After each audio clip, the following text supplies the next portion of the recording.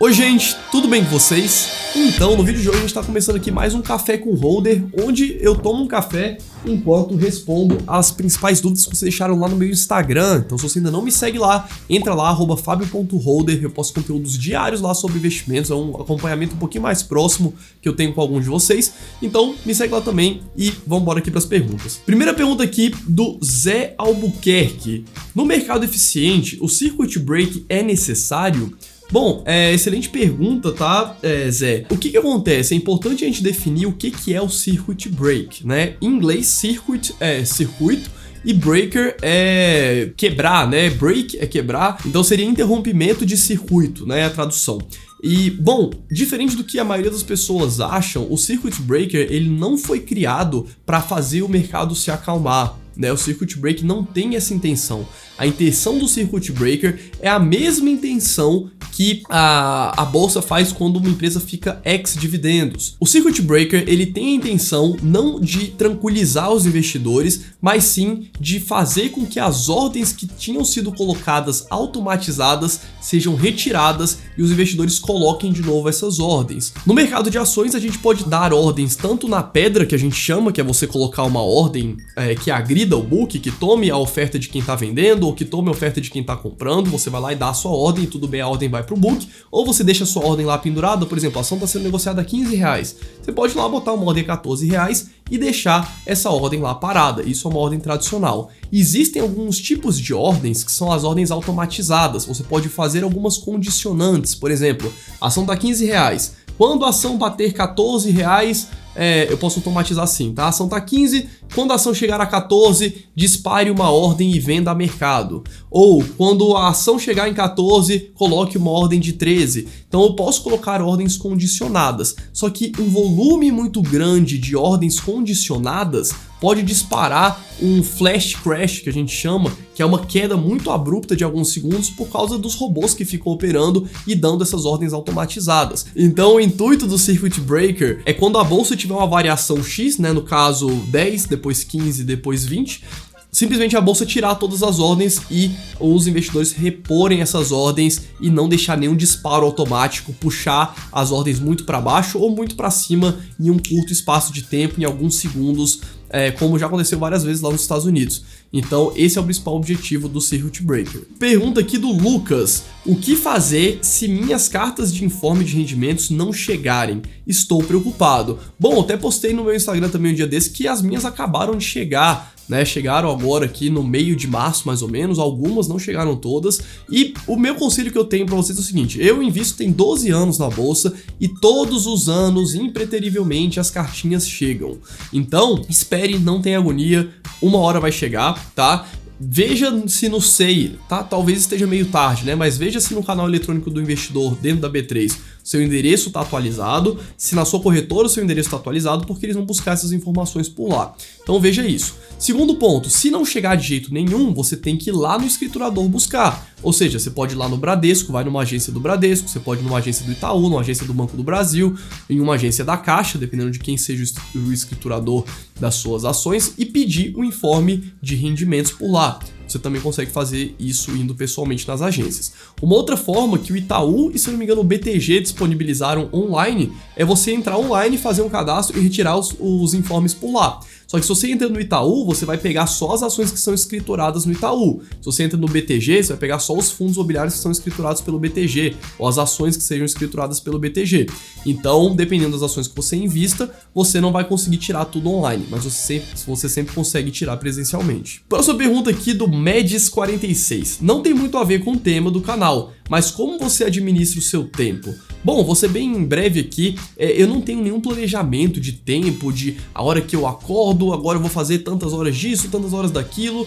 Eu já tive uma agenda um pouquinho mais fechada, assim, quando eu trabalhava de CLT, quando eu trabalhava nos fundos de pensão, como analista de renda variável, nas empresas gestoras de recurso, então eu tinha uma grade fechada, eu tinha que me programar um pouco mais. Hoje, como eu não tenho essa obrigatoriedade de ter um horário para cumprir, eu simplesmente normalmente faço uma to-do list, né? Uma lista de coisas que eu tenho a fazer. Então eu boto tudo que eu preciso fazer, tanto no dia quanto os projetos que eu tô tocando, e eu vou matando um por um. Eu sento na cadeira e vou riscando um por um. Eu sempre marco os principais que eu preciso fazer no dia. Por exemplo, esses 5 aqui eu não posso terminar o dia sem fazer. Então eu sento, vou lá, vou matando um por um e só levando a cadeira quando tá tudo fechado. Próxima pergunta aqui do RB Siciliano. Alavancagem é dívida sobre patrimônio ou sobre EBITDA?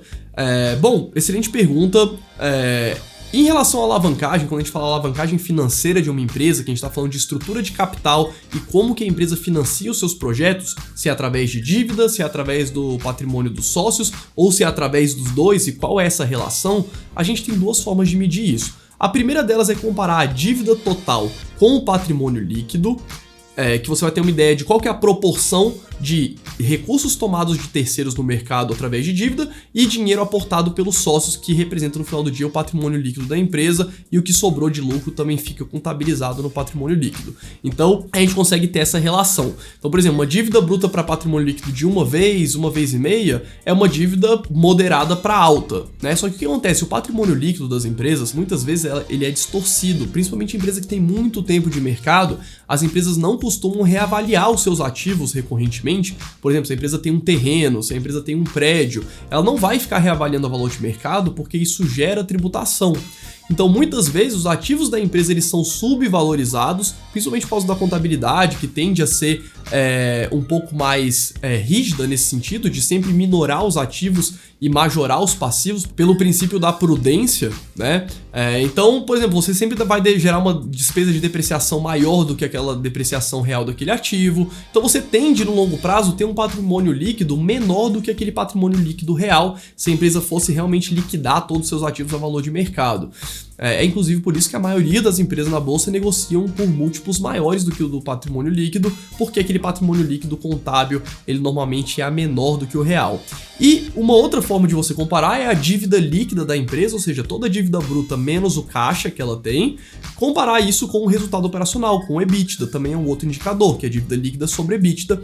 Eu já falei bastante sobre esses indicadores no playlist de contabilidade para investidores, dá uma olhadinha depois aqui no canal que tem tudo explicado.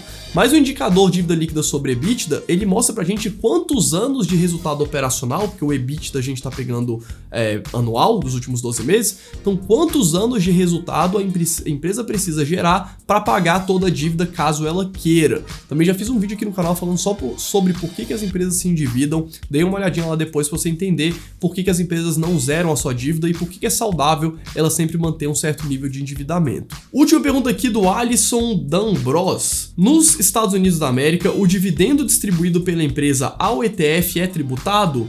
Excelente pergunta, Alisson. Não, tá? Não é tributado. Os dividendos nos Estados Unidos, eles estão tributados quando eles são distribuídos para pessoa física. Então, quando uma empresa distribui dividendo para outra, não tem tributação. Quando uma empresa distribui dividendo para um ETF que tenha ações dessa empresa investida, também não tem a tributação. A tributação é sempre quando sai da empresa, do CNPJ ou do ETF e vai para a pessoa física. E a tributação lá é de 30% da distribuição sobre os dividendos. Não é à toa que muitas empresas lá preferem fazer recompras de ações e cancelamento dessas ações do que distribuir o dividendo, porque contabilmente para o investidor, a empresa recomprar as ações e cancelar tem o mesmo efeito dela distribuir o dividendo e você recomprar mais ações, porque você vai ficar com a mesma quantidade de ações, mas a sua participação na empresa vai aumentar porque a empresa está recomprando ações e cancelando. E se ela distribui o dividendo e você compra mais ações, sua fatia também aumenta. Só que nesse caso, quando ela recompra as ações e cancela, não tem a incidência de imposto. Então muitas empresas optam por fazer esse tipo de remuneração para os acionistas. A mais famosa delas é a Berkshire, do Warren Buffett, que é uma empresa que nunca distribuiu dividendo e a ação saiu de $60 mil para $300 mil desde 1967, quando ele assumiu a empresa.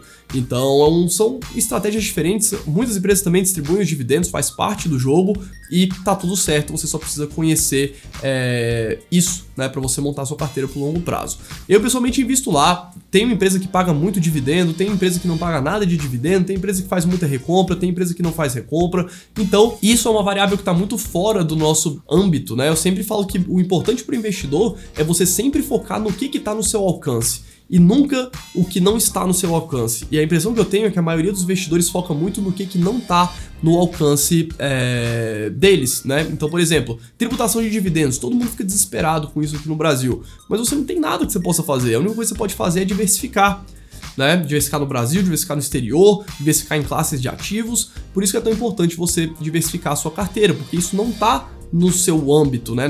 Você não consegue interferir nisso. Então a gente não tem nada para fazer, não tem que se estressar com isso. Você tem que saber que existe um risco do dividendo ser tributado aqui no Brasil, e se for tributado tá tudo certo. Lá nos Estados Unidos já é tributado há muito tempo e o mercado lá continua remunerando muito bem os acionistas. Então não vejo problema em relação a isso, e o importante é sempre você focar no que está no seu alcance, que no caso é selecionar bons ativos, montar uma carteira de acordo com o seu perfil de risco, montar uma carteira de acordo com seus objetivos, focar no seu trabalho, ganhar mais dinheiro e fazer aportes maiores na sua carteira, porque é isso que vai fazer toda a diferença no longo prazo.